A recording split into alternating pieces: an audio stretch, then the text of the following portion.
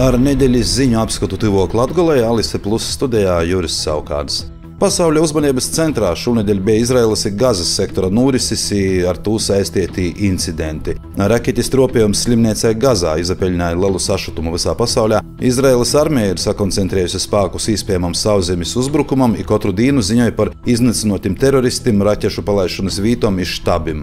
Berlīnā sadursmēs ar arabu izcelsmes demonstrantiem ievainoti 65 policisti, 174 demonstranti aizturēti, pret 65 notiks toloka izmeklēšana.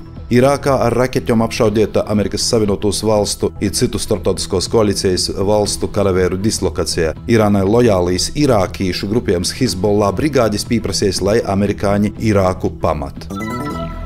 Latvijas orlītu ministrijas porstovi aicināja sabiedrību nestabilos drošības situācijas dēļ neceļot iz Izraēlu un kaimiņu valstīm, piemēram, Ēģipti. Reisus iz Izraēlas šonedēļ apturējuši liela daļa pasaules līdzsabiedrību, mūsu pašu Air Baltica izskaitot. Jaunedēļ Eiropas Savienības lauksaimniecības un zivsaimniecības ministru padomjas sēdē Luksemburgā dalība valsts lems par zvejas iespējumu Baltijas jūrā nākošajā gadā, nosakot pieļaujamu zvejas apjomu. Eiropas komisija plānoja Baltijas valstīm Latvijai izskaitot būtiski samazinot reņģu un brietļeņu nozveju, tāds lēmums atstotu diezgan nopietnu ietekmi uz Latvijas zvejniecību un zivju apstrodi. Zemkopības ministrija nosaukusi Eiropas komisijas priekšlikumus par nepamatotiem, porspēlētiem un neatbilstošiem zinātnieku rekomendācijām.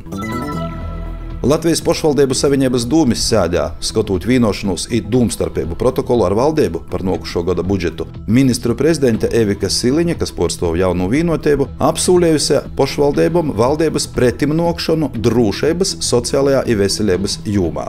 Protokolu valdībā plānots izskatīt otrdien, pēc parakstīšanas tas tiks pievienots nākošo gada valsts budžetam. Nu pirmūdiņas ir spēkā Latvijas valdības lēmums apturēt Latvijas un Krievijas robežas pēdedzis un vīntuļu robežu šķērsošanas vītu darbību. Iz robežas ir saliktas betona barjeras, kas diezgan uzskatami demonstrē, ka robežu kontroles punkti ir slēgti.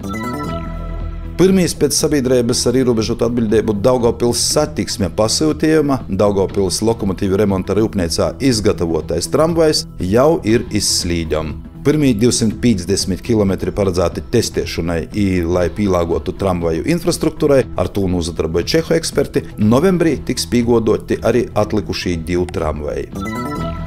Veselības ministrs Hosams Abu Meri pēc vizites Daugavpils reģionālajā slimnīcā ciloja vaicojumu par šo slimnīcas poremšanu valsts porvaldībā. Īpriekš gan tikšot organizēts nopietnas audits citamā uzņēmumā, kurmā cita starpā pīkdiņu darbu īsoka jauna valde, par priekšsādātoju iz laiku īcelta medicīnas centra Olvī direktore Inta Vaivode, par valdes lūcekļi bijušīs Nacionālo veselības dienesta direktors Edgars Lapsvīrs. Preiļu novadā šonedēļ pabeigta 2 industriālo zonu būvniecība. Īcerēts, ka šo projektu realizācijā, kurumā ieguldīti 1,2 miljonu eiro, uzlabos novada ekonomisko stāvokli. Arī Augšdaugavas novada deputāti virza industriālo parka lokālu plānojumu pirmo redakciju iz apstiprināšanu. Pašvaldība gan nav apmierināta ar tai izvirzētom prasībām un to, ka Reigā tiek bremzēta attiecīga likuma pieņemšana. Studijā bija Juris Saukāns, par raidījumu tuvāk Latgolei saturu atbildes Alise Plus. Projektu finansēja Mediju atbalsta fonds no Latvijas valsts budžeta līdzekļiem.